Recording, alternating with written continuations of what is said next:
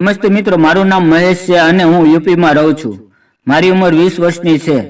હાલ હું તમને મારી એક સારી વાત કહેવા જઈ રહ્યો છું. મારા એક મિત્રનું નામ જતીન છે અને તે દેખાવમાં ખૂબ જ સ્માર્ટ છે.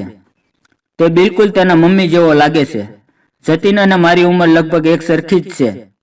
તેની ગાડી બહુ મસ્ત દેખાય છે અને હું તેને ગાડીનો દીવાનો છું. ઘણા દિવસથી હું તેની ગાડી હાંકવા માંગતો હતો પણ તે મને હાંકવા આપતો ન હતો. હું રોજ તેની ગાડી હાંકવાના સપના જોઈ રહ્યો હતો. તેને પણ ખબર હતી કે હું છોકરાઓની અંદર રુચિ ધરાવું છું, એટલે તે મારાથી થોડો દૂર રહેતો હતો. આ વાત ત્યારની છે જ્યારે હું ભણવા માટે તેના ઘરે જતો હતો. હવે પરીક્ષામાં સમય થોડો રહ્યો હતો. જ્યારે હું તેને ઘરે જતો તો તેની મમ્મીને જોઈને હું આનંદિત થઈ જતો હતો. તે ખૂબ જ સુંદર અને તંદુરસ્ત હતી. તે હંમેશા ઘરે બનાવેલું ભોજન જમતા અને પોતાની તંદુરસ્તીનું ધ્યાન રાખતા. હું તેને આંટી કહેતો. જતીનની સાથે હું ખૂબ જ મશ્કરી કરતો અને તેને વારંવાર કહેતો કે દોસ્ત, એકવાર તારી ગાડી હાંકવા મને દે. તું મિત્ર માટે એટલું પણ કામ નહીં કરે? તો તે મને કહેતો કે મને લાગે છે કે તારા લગ્ન હવે જલ્દી કરાવવા પડશે, કારણ કે તું હવે જુવાન થઈ ગયો છે. જો ક્યારેક તું મારી ગાડી હાંકીશ તો તેના સ્પેર પાર્ટ નોખા કરી નાખીશ. એક દિવસ હું તેને એમ જ પરેશાન કરી રહ્યો હતો.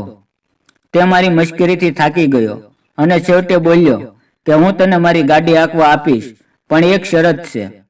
હું તને પરીક્ષા પછી આપીશ. ત્યાં સુધી તું મારી મશ્કરી નહીં કરે.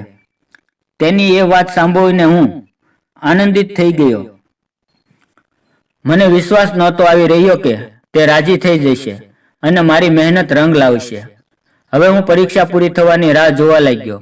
મેં પણ પરીક્ષા પૂરી ન થાય ત્યાં સુધી તેને કાંઈ કહ્યું નહીં અને મશ્કરી પણ ન કરી. આજે અમારી એક્ઝામનું છેલ્લું પેપર હતું, જે બપોરે પૂરું થઈ ગયું. અને તે સાંજે હું તેના ઘરે ગયો અને મેં જતીનને અગાશી ઉપર આવવા માટે કહ્યું. તે પણ તૈયાર થઈ ગયો.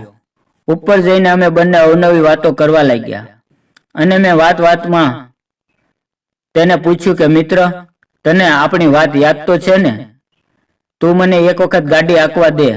હું તેના ચક્કરમાં ક્યારનો ખોવાયેલો છું. તો તે કહેવા લાગ્યો કે મિત્ર, મને પણ ઈચ્છા છે કે હું તારી ઈચ્છા પૂરી કરી દઉં, પરંતુ જો તું કોઈને આ વાત જણાવી દે તો મારા દરેક મિત્રો મારી ગાડી હાંકવા માટે રોજ આવશે. તો મેં તેને કહ્યું કે ના, એવું નહીં થાય. તું મારા પર વિશ્વાસ રાખ. હું કોઈને પણ કશું જણાવીશ નહીં. એટલે તે તરત રાજી થઈ ગયો. તે મારી તરફ પીઠ રાખીને ઊભો રહી ગયો. પછી હું પણ ગાડી હાંકવાની તૈયારી કરવા લાગ્યો. જતીને મને કહ્યું, યાર તું કિતના બડા હે. તો મેં તેને કહ્યું, ના, એવું કશું નથી. તું પોતે તારા હાથોથી જોઈ શકે છે. તેણે પોતાનો હાથ ગાડીના હેન્ડલ પર મૂક્યો. હવે મારો મિત્ર પણ ખૂબ જ ઉત્સાહિત અને આનંદિત થઈ ગયો. તેણે મને કહ્યું કે ચાલ આપણે એક બાજુ જતા રહીએ.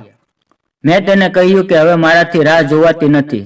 ચાલ જલ્દીથી મને તારી ગાડી હાંકવા માટે આપ. તેણે મને શરમાતા શરમાતા ગાડી આપી.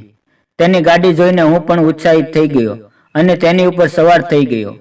ધીમે ધીમે મેં હાંકવાનું શરૂ કરી દીધું. તો તે કહી રહ્યો હતો કે મિત્ર, ધીમે ધીમે હાંક. રસ્તો ખરાબ છે અને આપણે બંને નવા ડ્રાઈવર છીએ. જો ડ્રાઇવિંગમાં ભૂલ પડશે તો આપણને નુકસાન થઈ શકે છે. મેં ગાડીને એન્જિન ઓઇલ મૂક્યું અને ફરી હાંકવાની મહેનત કરવા લાગ્યો.